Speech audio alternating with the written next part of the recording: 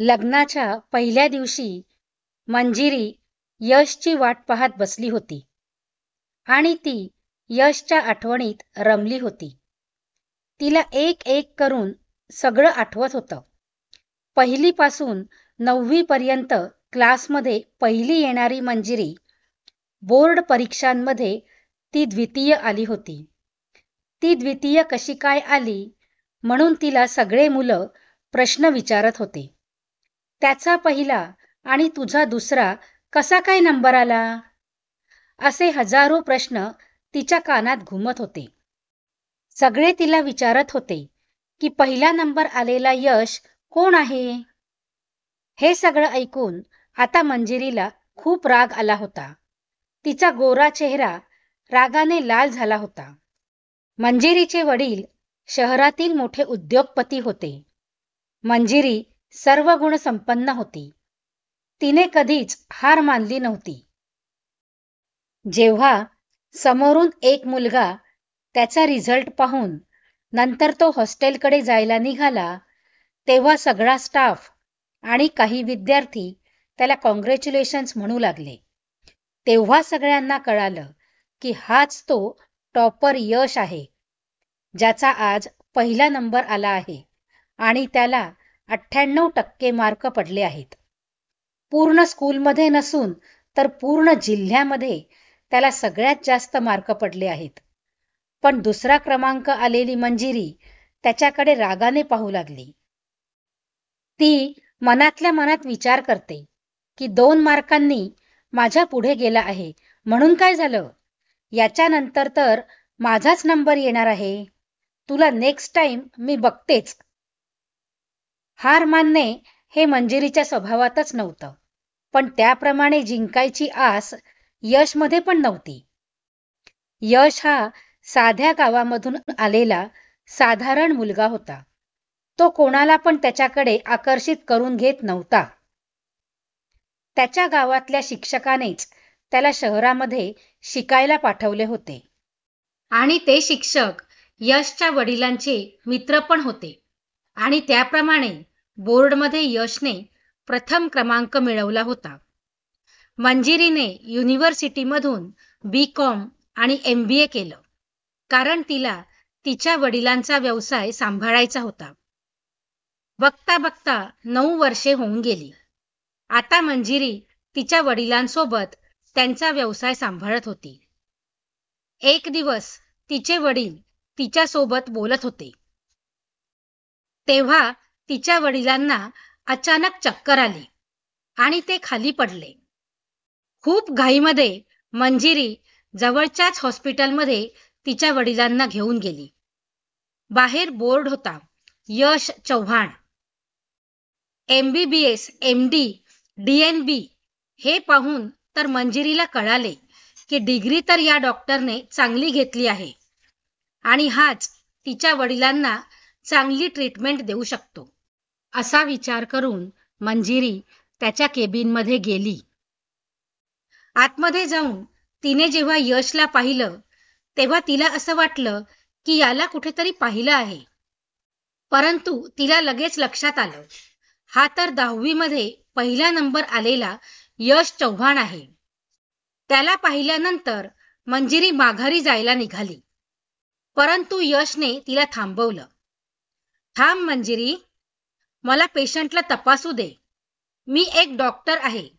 डॉक्टरच्या नात्याने प्रत्येक पेशंटला तपासणं हे माझं कर्तव्य आहे.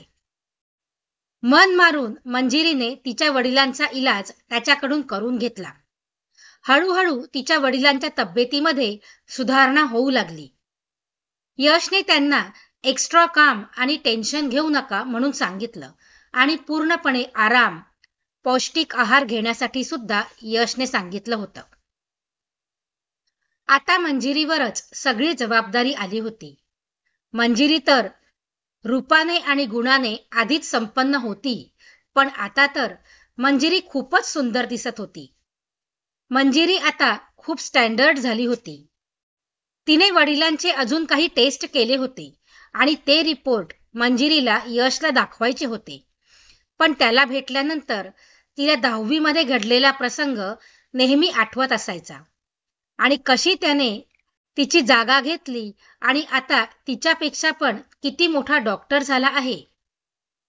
मंजिरीच्या स्वाभिमानाला ठेच पोहोचली होती, परंतु ती कोणाला काही सुद्धा बोलली नाही. चेहऱ्यावर टेन्शन घेऊन मंजिरी यशच्या केबिनमध्ये गेली. यशने प्रामाणिकपणाने रिपोर्ट पाहिले. त्याने सांगितलं की तिच्या वडिलांचे कोलेस्ट्रॉल वाढले आहे आणि हार्टमध्ये एक ब्लॉकेज असलेले सुद्धा त्याला त्या रिपोर्टमध्ये दिसले. यशने रिपोर्ट पाहिल्यानंतर तो लगेचच मंजिरीला म्हणाला की तुझ्या वडिलांचं लवकरात लवकर ऑपरेशन करावं लागेल. पण मंजिरी त्याला म्हणाली की ठीक आहे, परंतु ऑपरेशन मी तुझ्याकडून करून घेणार नाही, कारण तू माझ्या वडिलांचा इलाज व्यवस्थित करू शकणार नाही. मंजिरी, तू हे काय बोलतेस? पहिलं माझं बोलणं ऐकून घे. मी सर्जन नाही की जो त्यांचं ऑपरेशन करेल. आणि दुसरं, तुझ्यामधला बालिशपणा आणि इगो सोडून दे. नेहमी दुसऱ्यांबद्दल ईर्ष्या, द्वेष मनात घेऊन वावरत असतेस. आता आपण लहान राहिलो नाही. आपण दोघं आता मोठे आणि समजूतदार झालो आहोत. 1 मिनिट यश, कोणत्या अधिकाराने तुम्हाला लेक्चर देत आहेस? काही पण झालं तरी मी माझ्या वडिलांचा इलाज तुझ्या हॉस्पिटलमध्ये करणार नाही. मी हा विचार केला आहे. असं म्हणून पाय आपटत मंजिरी त्याच्या केबिनमधून निघून गेली. त्यानंतर ती सगळ्या हॉस्पिटलमध्ये तिच्या वडिलांना घेऊन गेली, परंतु सगळ्यांनीच डॉक्टर यशला भेटा म्हणून सांगितलं आणि ऑपरेशनसाठी त्याच हॉस्पिटलमध्ये सगळ्या सुविधा आहेत म्हणून सगळ्यांनी तिला उपदेश दिला. हे सगळं ऐकून मंजिरीला खूप टेन्शन आलं. तिला आता असं वाटू लागलं की ती हारली आहे आणि तो जिंकला आहे. ती विचार करते की त्याला काही बोललं तरी वाईट कसं वाटत नाही. कोणत्या अशा मातीचा बनला आहे त्यामुळे तो एवढा नॉर्मल वागतो. शेवटी तिला नंतर यशकडे जावंच लागणार होतं. असा विचार करता करता मंजिरी झोपी गेली. आज यश चंद्राला निहाळून पाहताना जागाच राहिला होता. तो मंजिरीला 9वी पासूनच ओळखत होता. त्याला मंजिरी खूप आवडत होती, परंतु तो खूप गरीब होता. एवढ्या सुंदर आणि एवढ्या श्रीमंत मुलीचे स्वप्न पाहणं म्हणजे त्याच्यासाठी एक गुन्हाच होता. त्याला माहित होतं की मंजिरी माघारी त्याच्याच हॉस्पिटलमध्ये येणार आहे. मंजिरी मन मारून त्याच्याकडे गेली. मंजिरीला पाहिल्यानंतरच यशला वाटलं की आजचा दिवस किती सुंदर जाणार आहे. मंजिरीच्या वडिलांचे ऑपरेशनच्या आधीचे चेकअप चाललं होतं. यशने 2दा जाऊन तिच्या वडिलांना तपासलं होतं, पण आज मंजिरीने त्याचा कोणताच अपमान केला नव्हता किंवा त्याला रूडली बोलली नव्हती. पण मंजिरीचा हा ॲटिट्यूडपणाच यशला खूप आवडला होता. बाहेर बेंचवर मंजिरी निवांत विचार करत बसली होती. तेव्हा 2 कॉफी घेऊन यश तिच्यापाशी आला. मंजिरी त्याला म्हणाली की आज माझा एवढा पाहुणचार का करतोयस? मी तुला आज काही म्हणाली नाही म्हणून ना? पण मंजिरी, तुला एक सांगू का? तुझा हा क्लासमेट तुझं बोलणं खाण्यासाठी तयार आहे. तिच्या वडिलांच्या ऑपरेशनमुळे मंजिरी टेन्शनमध्ये बसली होती, परंतु यशच्या अशा बोलल्यामुळे तिला हसायला आलं. मंजिरी त्याला म्हणाली की कुठपर्यंत तू माझं बोलणं खाणार आहेस? पूर्ण आयुष्यभर. यश म्हणाला. मंजिरी त्याला म्हणाली, कोणत्या अधिकाराने? यश तिला म्हणाला की मित्र या नात्याने तू मला बोलू शकतेस. त्याच वेळेस यशची आई हॉस्पिटलमध्ये आली होती. खूप दिवसांपासून तिला तिची मुलगी हसताना दिसली नव्हती, पण आज यश सोबत ती हसताना तिच्या आईला ती दिसली होती. त्यांना त्यांच्या मुलीसाठी यशसारखा जावई पाहिजे होता, पण त्यांना आता त्यांच्या नवऱ्याला व्यवस्थित करणं गरजेचं होतं. त्यानंतर त्या त्यांच्या मुलीचे पिवळे हात करणार होत्या. याच विचारांमध्ये यशची आई बुडाली होती. तेव्हा मंजिरी तिच्या आईपाशी आली आणि ऑपरेशन सक्सेस झालं म्हणून आनंदाने सांगू लागली. आणि काही तासांनी बाबांना शुद्ध पण येईल असं पण सांगितलं. आज पहिल्यांदा मंजिरी यश समोर नतमस्तक झाली होती, कारण त्याच्यामुळेच तिचे वडील आज मरणाच्या दारातून परत आले होते. मंजिरीच्या वडिलांची तब्येत जेव्हा व्यवस्थित झाली तेव्हा ती तिच्या घरी निघून गेली. 15 दिवसांनी दिवाळी होती. मंजिरीच्या आईने मनोमन यशला जावई बनवायचं म्हणून ठरवून ठेवलं होतं. म्हणून तिने त्याच्या हॉस्पिटलमध्ये जाऊन दिवाळीला सहपरिवार आमंत्रित होण्यासाठी सांगितलं. आणि कुठे ना कुठे यश या संधीची वाट पाहत होता. दिवाळीच्या दिवशी संध्याकाळच्या वेळी दिव्यांच्या प्रकाशात आणि फटाक्याच्या आवाजात यश आणि मंजिरीच्या लग्नाची बोलणी होणार होती. मंजिरीच्या आईने मंजिरीच्या वडिलांना यशबद्दल सांगितलं होतं आणि आपल्याला जावई म्हणून तो परफेक्ट आहे म्हणून पण सांगितलं होतं. आणि मनोमन कुठेतरी मंजिरीला पण यश आवडू लागला होता.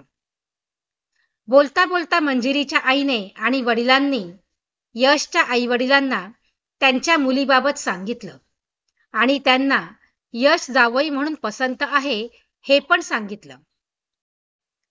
जेव्हा हे बोलणं चालू होतं तेव्हा यश आणि मंजिरी तिथेच बसले होते, पण त्यांना हे माहीत नव्हतं की तिचे आईवडील लग्नाबाबत काही बोलणार आहेत. दोघांना पण हे लग्न मान्य होतं.